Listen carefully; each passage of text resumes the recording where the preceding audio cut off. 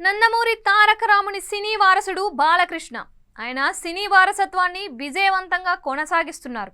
మరో 2 నెలల్లో 50 ఏళ్ల సినీ కెరీర్ని బాలయ్య జరుపుకోబోతున్నారు. సినీ రంగంలో ఆయన సక్సెస్లు చాలా ఉన్నాయి.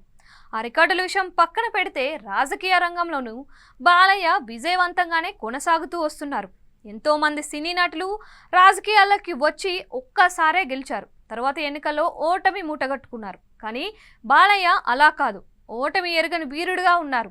హిందూపురం నుంచి ఆయన 2014లో పోటీ చేసి గెలిచారు. 2019లో రెండోసారి జగన్ వేవ్లో సైతం మెజారిటీని పెంచుకున్నారు. 2024లో హ్యాట్రిక్ ఎమ్మెల్యే అయ్యారు. ఒకవైపు సినిమాలు బిజీగా చేస్తూ మరోవైపు తన సొంత నియోజకవర్గం అభివృద్ధికి బాలయ్య చేస్తున్న కృషి ప్రశంసనీయం అని అంటారు. ఇంతలా బాలయ్య రాజకీయాల్లో రాణిస్తున్నా కనీసం ఆయనకు మంత్రి పదవి అయినా ఎందుకు దక్కడం లేదు అని అభిమానులు మదన పడుతున్నారు. మా బాలయ్యకు ఏం తక్కువ అని వారు ప్రశ్నిస్తున్నారు. తాజాగా చంద్రబాబు కొత్త మంత్రివర్గం కొలువు తీరింది. అందులో ఒక్కసారి ఎమ్మెల్యేగా గెలిచిన వారు మంత్రులయ్యారు. మరి బలమైన రాజకీయ వారసత్వంతో పాటు ప్రముఖ సినీ నటుడిగా ఉంటూ హ్యాట్రిక్ కొట్టి రాజకీయాల్లో విజయాలనే చవిచూస్తున్న బాలయ్యకు ఎందుకు మంత్రి పదవి దక్కలేదు అని ఫ్యాన్స్ ఆవేదన వ్యక్తం చేస్తున్నారు. బాలయ్య మంత్రి కావడానికి అర్హుడు కారా అని వారు అంటున్నారు. నిజానికి ఇప్పటికీ 4 దశాబ్దాల క్రితం సీనియర్ ఎన్టీఆర్ బాలయ్యను చూసి అతడే నా రాజకీయ వారసుడు అని మదనపల్లి సభలో ప్రకటించేశారు. ఇది 1987లో జరిగిన ముచ్చట. ఆనాడు బాలయ్య హీరోగా ఉంటూనే టీడీపీ కోసం ప్రచారం చేస్తూ వచ్చారు. ఎన్టీఆర్ పాల్గొన్న సభలో బాలయ్య ప్రసంగించిన తీరును చూసి ముచ్చటపడిన అన్నగారు అన్న మాటలివి.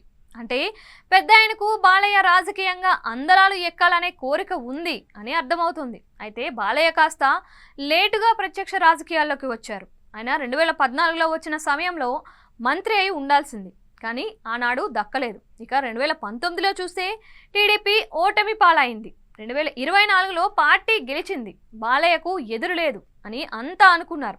కానీ ఆయన పేరు ఏ దశలోనూ పరిశీలనలో లేదు అని టాకు. ఉమ్మడి అనంతపురం జిల్లా నుంచి పయ్యావుల కేశవ్తో పాటు బీసీ మహిళా నేత ఎస్ సవితకు ఛాన్స్ ఇచ్చారు. బీజేపీ నుంచి సత్యకుమార్ యాదవ్కి మంత్రి పదవి దక్కింది. బాలయ్యకు మంత్రి పదవి ఇవ్వాలంటే సామాజిక వర్గ సమీకరణలు అడ్డు వస్తున్నాయి అని భావిస్తున్నారు. ఉమ్మడి అనంతపురం జిల్లాలో పరిటాల పయ్యావుల కుటుంబాలు రాజకీయంగా గట్టిగా ఉన్నాయి. పయ్యావులు 3 దశాబ్దాలుగా రాజకీయాల్లో ఉన్న తొలిసారి మంత్రి అయ్యారు. ఆయనకు ఇవ్వడం సముచితం. దాంతో బాలయ్యకు దక్కలేదు అని పార్టీ వర్గాల్లో వినికిడి. మరి విస్తరణలో ఏమైనా మార్పులు చేర్పులు ఉంటే బాలయ్యకు మంత్రి యోగం ఉంటుందా అంటే అది కూడా డౌటే అంటున్నారు.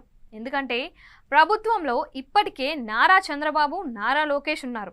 బాలయ్యను కూడా తెస్తే కుటుంబం మొత్తం ఉన్నారు అని అంటారు.